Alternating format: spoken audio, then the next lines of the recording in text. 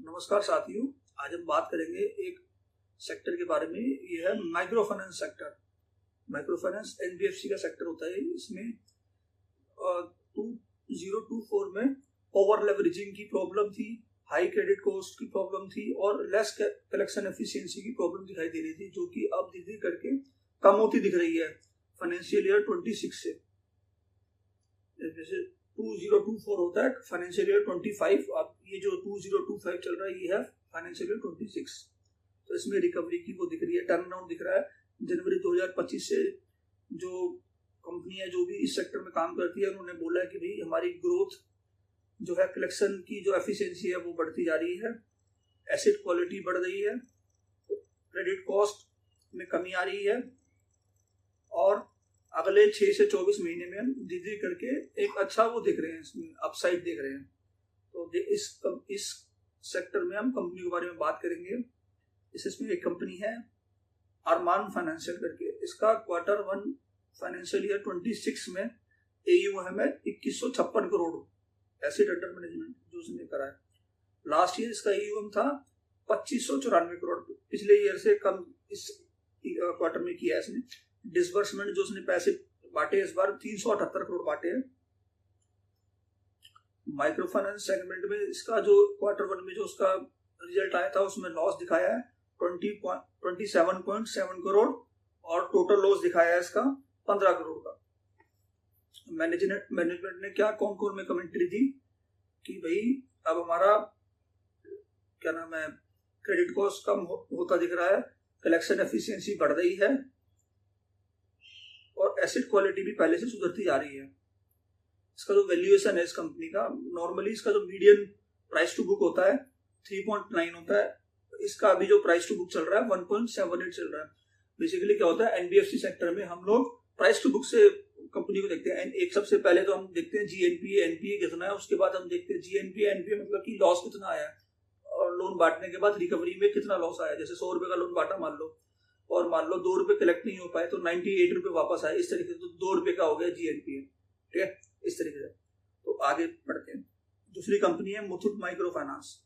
इसमें भी कोई सेम प्रॉब्लम आ रही थी। पूरे सेक्टर में क्या प्रॉब्लम हो रही थी, ओवर लेवरेजिंग की। ओवर लेवरेजिंग में क्या हो रहा था, एक ही पर्सन ने, जैसे कोई मान लो किसी का नाम है कोई भी नाम ले लिया, चलो ए नाम ले लिया। ए ने क्या कर रखा था, ए नाम के बंदे ने 4-5 कंपनियों से पैसे उठा रखे थे। जैसे एक उसने उठा लिया अरमान से, मान लो उसी बंदे ने मुथूट फाइनेंस से उठा लिया, मुथूट माइक्रो फाइनेंस से उठा लिया, उसी ने क्रेडिट एक्सिस ग्रामीण से उठा लिया। ऐसे पहले चल रहा था, पूरे इंडिया में ये वाली प्रॉब्लम चल रही थी।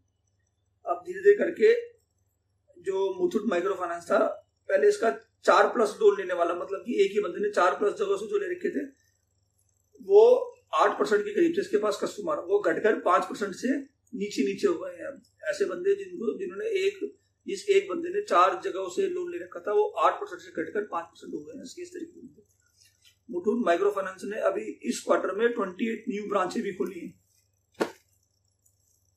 इसका जो क्रेडिट कॉस्ट है वो 10% से घटकर इस क्वार्टर में 4.3% हो गया है। इसका गाइडेंस था, लास्ट क्वार्टर में इसका गाइडेंस था कि मैं 4 से 6% तक लेके जाऊंगा, अब वो 4.3% हो गया, which is a good thing for that company. S2 में इसकी और सुधार की संभावना है, ऐसा उन्होंने बोला है। और ये धीरे करके अब एक्सपेंशन की तरफ भी जा रहा है। जैसे इसने भी 28 न्यू ब्रांचें खोली है और आसाम में भी इसने अपनी न्यू एंट्री कर ली है और मैनेजमेंट अपनी कमेंट्री में कॉन्फिडेंस दिख रहे थे।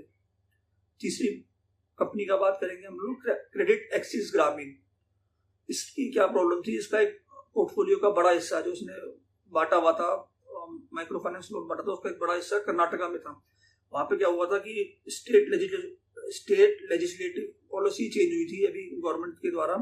उसमें क्या हुआ था कि गार्ड रेल लगा दिया था उन्होंने कि भैया एक बंदे को इससे ज्यादा लोन नहीं बांट सकते आप लोग, मतलब कि ऐसा ना हो कि एक ही बंदे को 20 एक कंपनी ने लोन दे रखे हैं, ऐसा नहीं होना चाहिए। तो अब वो धीरे करके उसमें सुधार हो रहा है। इसका जो लोन बुक है वो है, उसमें फाइनेंशियल ईयर 26 में इसने गाइडेंस दिया है 14 से 20% की ग्रोथ ये दिखाएगा इस बार। Q1 में इसने नई 55 ब्रांचें खोली है। क्रेडिट कॉस्ट इसने बोला है भाई मेरा 3 से 3.5 की आसपास रहेगा मेरा क्रेडिट कॉस्ट। और इसका कलेक्शन एफिशिएंसी भी पहले से बढ़ रहा है और अभी लोन भी बांट रहा है, पहले से ज़्यादा तेजी से बांट रहा है, ऐसा इसने कहा था अपने गाइडेंस में। एक चौथी कंपनी के बारे में बात करेंगे हम लोग, ये है सेटिन क्रेडिट केयर। इसने क्या बोला है, इसने बोला अभी फाइनेंशियल ईयर 26 में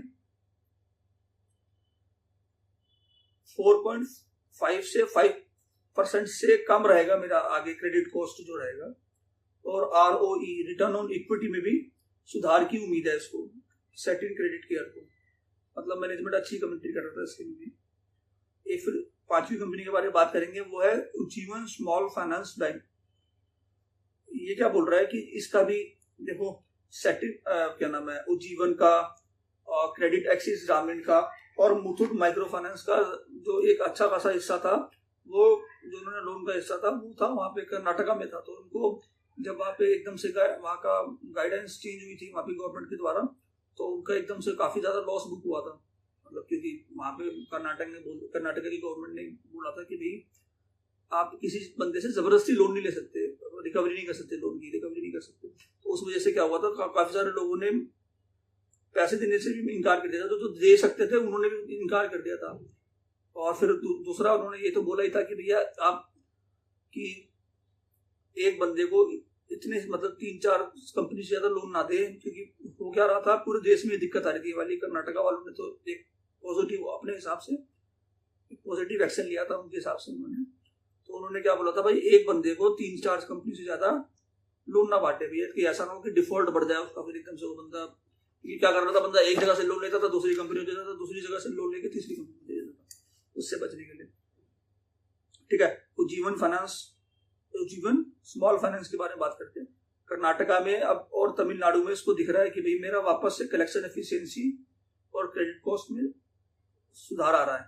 ठीक है, ROE Q1 में इसने बोला है 6% से बढ़कर 12% की इसने पूरे साल की गाइडेंस दी है। 6% मतलब Q1 में इसने ROE की गाइडेंस दी है, और पूरा कह रहा है पूरे फुल ईयर में मैं ROE 12% तक लेके जाऊंगा, रिटर्न ऑन इक्विटी मतलब। ठीक है, प्लानिंग क्या कर रहा है, JLG लोन होता था इसका एक, उससे अब ये इंडिविजुअल लोन की तरफ जाने की बात कर रहा है उज्जीवन स्मॉल फाइनेंस। ठीक है, एक छठे कंपनी के बारे में बात करेंगे हम लोग, इसका नाम है सूर्योदय स्मॉल फाइनेंस बैंक। इसका जो GNPA था वो बहुत बढ़ गया था, 8.5 से 9% तक बढ़ गया था इसका, जो कि ये गाइडेंस दे रहे हैं हम क्वार्टर फाइनेंशियल ईयर 26 में 5% तक हम इसको लेके जाएंगे, ऑलमोस्ट मतलब अप्रोक्सीमेट आधे के करीब लेके जाएंगे, 9 से 5 मतलब जो भी। ROE जो है इसका सिंगल डिजिट में है इसका, तो ये कह रहा है कि मैं सिंगल डिजिट से डबल डिजिट तक लेके जाऊंगा, करीबन 12% तक लेके जाऊंगा रिटर्न ऑन इक्विटी। अब बेसिकली इस सेक्टर में हो क्या रहा है, इस बार मानसून भी थोड़ा सा अच्छा आया, सकारात्मक आया, और ओवर लेवरेजिंग को घटाने की बात तो गवर्नमेंट ने भी बोल दी है, और स्टेट गवर्नमेंट ने भी बोल दी, सेंट्रल गवर्नमेंट RBI की तरफ से भी आई थी ये बात। और वैल्यूएशन जो इनका वैल्यूएशन देखा जाए, प्राइस टू बुक इनका काफी कम पे है। इन कंपनियों को प्राइस टू बुक के हिसाब से देखा जाता है NPA GNPA के बाद। ठीक है, और ये कंपनी थोड़ी सी सिक्लिकल होती है, तो अब इनकी जो साइकिल है वो नीचे से ऊपर की तरफ जाने को तैयार है। अब देखो कितनी जल्दी इसकी साइकिल बदलती है, एक क्वार्टर में बदलती है, 2 क्वार्टर में, या 1 साल में बदलती है, पर इसका रिकवरी शुरू हो चुकी है, क्योंकि कमेंट्री आने लग गई है मैनेजमेंट की। जब कमेंट्री आने लग जाए तो समझ जाओ कि अब अच्छा होने की संभावना है। होता क्या है, बेसिकली प्राइस टू बुक 1.5 से 2 पे चली जाए, 2 से 3 पे चली जाए, या उससे ऊपर भी जा सकती है, अगर आपका सब कुछ मतलब जैसे कलेक्शन एफिशिएंसी ठीक हो जाए, आपका ग्रोथ रेट ठीक हो जाए, क्रेडिट कॉस्ट आपका घट जाए, NPA वगैरह घट जाए। क्रेडिट कॉस्ट का पार्टी होते हैं NPA बेसिकली, है ना। और तो इन सेक्टर को देखा जा सकता है, क्योंकि इनमें क्या होता है, बेसिकली H1 जो होता है उससे ज्यादा बेटर होता है H2। अब आप बोलोगे ऐसा क्यों कह रहे हो, बेसिकली क्या होता है, जो Q4 और Q1 का जो सीन होता है उसमें मानसून का बहुत बड़ा वो होता है। अगर मानसून टाइम पे आ जाए तो इस पे इफेक्ट अच्छा पड़ता है, पॉजिटिव इफेक्ट पड़ता है। अगर मानसून टाइम पे ना, जैसे इस बार Q1 में मानसून आ गया तो Q2 में उसका इम्पैक्ट अच्छा पड़ना चाहिए। बाकी तो देखते हैं क्या होता है। ठीक है, तो that's it. No buy sell recommendation. I am not SEBI registered advisor. Thank you so much.